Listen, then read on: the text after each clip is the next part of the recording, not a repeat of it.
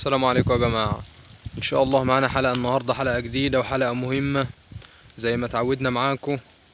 ان شاء الله هنتكلم بالنسبة للناس اللي سألت هي عايزة تبدأ تسمين، ولا عايزة تبدأ امهات والدة، ولا عايزة تبدأ نعاج عشر، ولا عايزة تبدأ نعاج بدارة.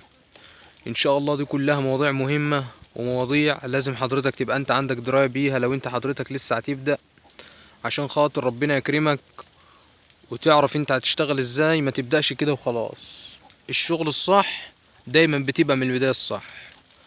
فقبل ما نبدأ صلي على حبيبك وحبيب النبي صلى الله عليه وسلم، ويلا بينا نبدأ ان شاء الله. اشتغل تسمين ولا هتشتغل ايه؟ بص، الموضوع ده بيختلف حسب كذا حاجة.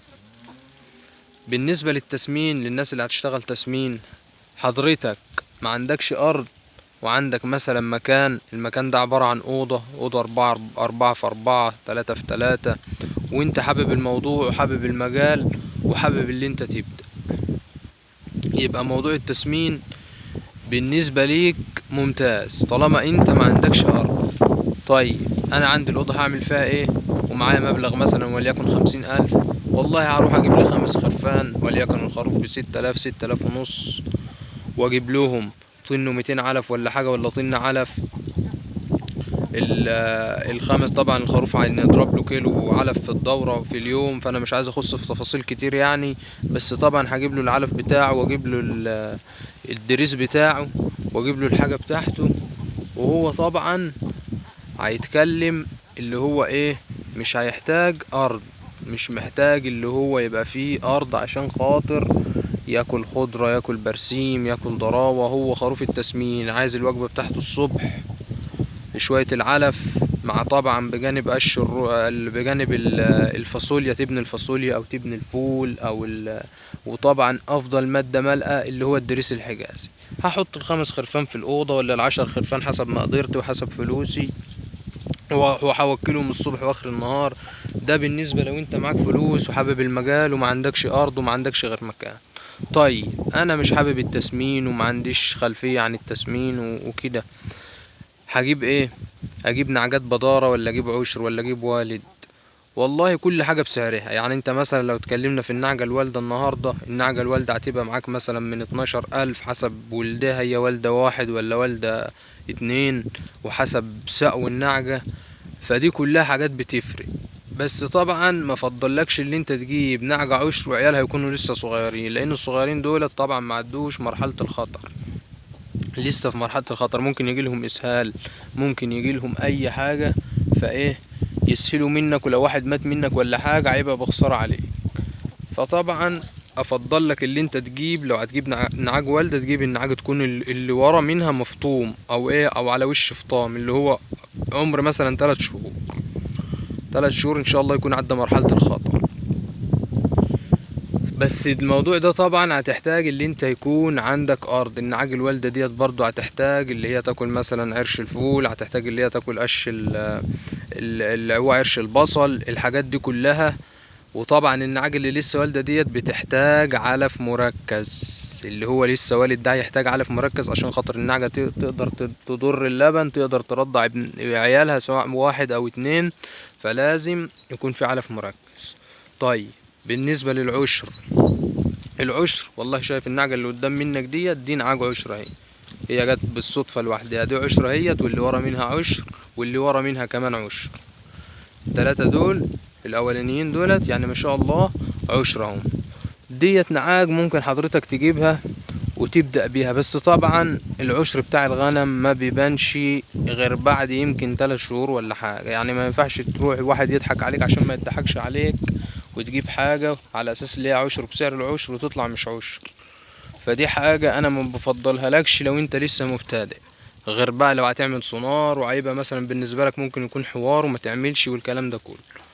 فلو انت من حد موثوق منه وحد مضمون ممكن تجيب عشر. بس العشر الصغير يا جماعة زي ما قلنا، العشر الصغير ما بيبانش وما بيظهرش، لازم العشر يعدي 3 عشان خاطر تبدأ النعجة ايه، تبين معاك كده. فطبعا موضوع العشر ده انا ما بفضلهولكش ليه. طب وانت بتفضل ليه يا عم اسلام؟ والله انا بفضل لك النعاج البدار. النعاج البدارة اللي هي زي اللي قدام حضراتكم دي، شايف السودا اللي في الكاميرا ديت اللي ورا الشجرة ديت، دي نعجة بدرية اهي. ديت انا بفضلها لك حضرتك. مثلا ديت هتعمل لها فرنج في السوق، هتبدأ مثلا من 5 5 ونص 6 آلاف. حضرتك ممكن تروح تجيب 10 او تجيب 5 حسب فلوسك وحسب مادياتك وحسب مقدرتك.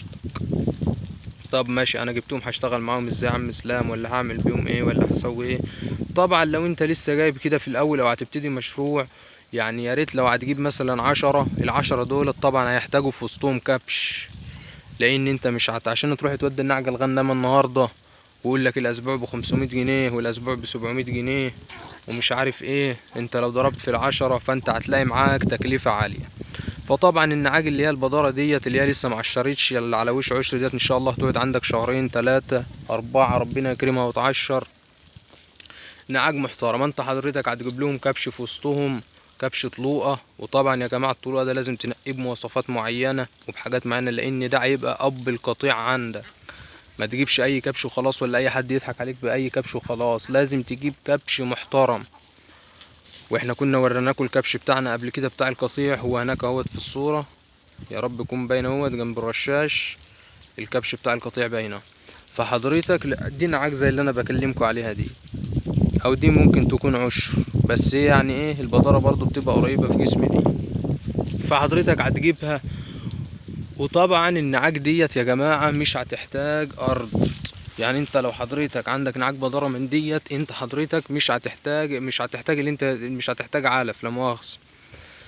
النعاج ديت هتحتاج ارض، هتحتاج اللي انت مثلا تصرف عليها ايه، اللي انت تسرحها في الارض. مش هتحتاج معاك اي مصروف، وهي كل اللي هتحتاجه منك اللي انت توكلها خضرة ايه بقى، سواء برسيم حجازي، سواء عرش فاصوليا، سواء اي حاجة. برضو الناشفة ديت لازم تكون موجودة عندك.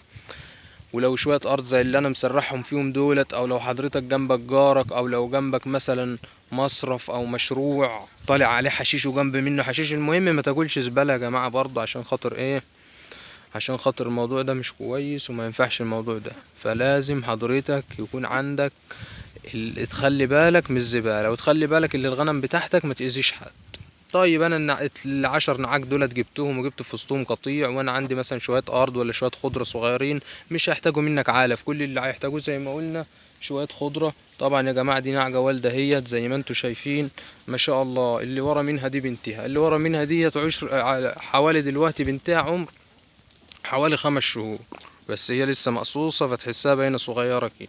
لكن النعجة ديت ما شاء الله عليها عشر، يعني هي ولدت اهي بنتها ما شاء الله عليها هي وهي عشر دلوقتي. النعجة دي اول ولد لها بنتها اللي ورا منها، اللي سارحة ورا منها دي. فالتغذية بتفرق. هي كانت جايبة واحد بس. خلينا نرجع لموضوعنا. قلنا حضرتك لو عندك النعاج ديت هتجيب في وسطهم الكبش وتوكلهم، وطبعا هتهتم بتحصيناتهم برضو عشان خاطر ربنا يسترها عليك وما يحصلش للنعاج حاجة. دي كلها حاجات يا جماعة المشروع ان شاء الله ربنا يكرمك. النعاج ديت لما تعشر وتولد انت حضرتك مش هتبيع منها.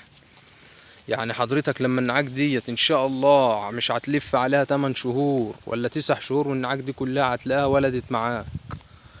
ربنا يكرمك ال10 دولت هيبقوا 15 ولا هيبقوا 10، بس لو كل نعجة جابت واحدة، مش هنقوله توائم ولا هنقول حاجة، هنقول لو كل نعجة جابت واحدة بس هيبقى ال10 بقوا 20. وربنا يكرمك ويوسع عليك. ولو جالك خروفين مثلا في وسط دولت او 3 خرفان او حسب ربنا ما يكرمك بقى، حضرتك تعمل ايه؟ حضرتك لو انت بقى حابب التسمين ومش عايز تشتري من بره، الخروف اول ما يتفطم ويشد حلو كده حضرتك بقى عايز تعزله، عايز تسمنه. دي كلها حاجات برضو انت هتبقى شغال منك. يعني ايه؟ مش هتحتاج ان انت تشتري حاجة من بره. برضو عايز تذبح لبيتك ان شاء الله ربنا يكرمك وتذبح من نفس الحاجة دي. فالموضوع مهم، بس هو الموضوع عايز كل اللي الموضوع عايز اللي انت تتكل على الله وما تسمحش لحد بيكسر مقاديفك، وتسيبها على الله. لو انت شاب ونفسك ابدأ. لو هسيبك من ال10 وسيبك من ال5، هاتلك نعجة واحدة وابدأ بيه، وله عيب وله غلط. النعجة ربنا يكرمها وتولد، ربنا يكرمها وتعشر. اسعى، ما تقولش انا هجيب واحدة ولا اجيب 2 ولا شوية ومش شوية.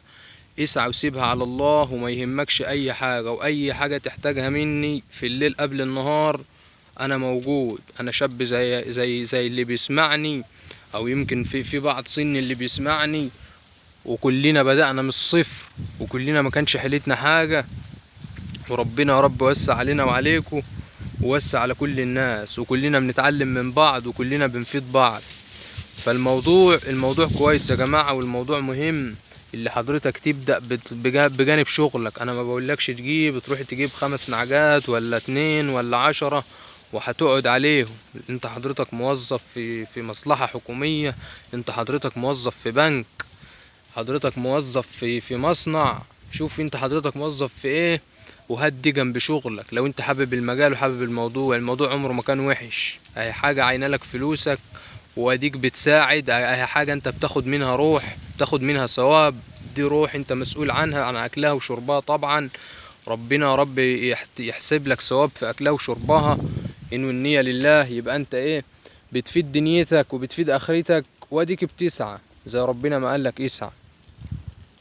فدي حاجة حبيت اللي انا اتكلم فيها، ولو حد محتاج اي حاجة انا تحت امره. لو انت استفدت مننا باي حاجة انا ما تنساش تشترك في القناة، وما تنساش تصلي على حبيبك النبي. وانا اسف لو طولت عليكم. السلام عليكم ورحمة الله وبركاته.